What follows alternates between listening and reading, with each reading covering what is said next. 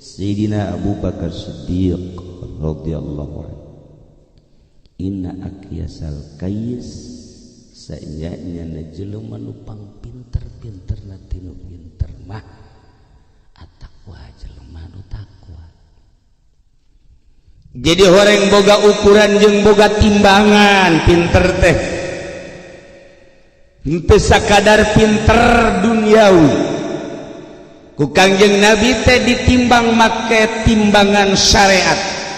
Lamun aya jelema pinter tapi henteu make timbangan syariat, nu kos kitu jelema odob. Odob. Bodoh.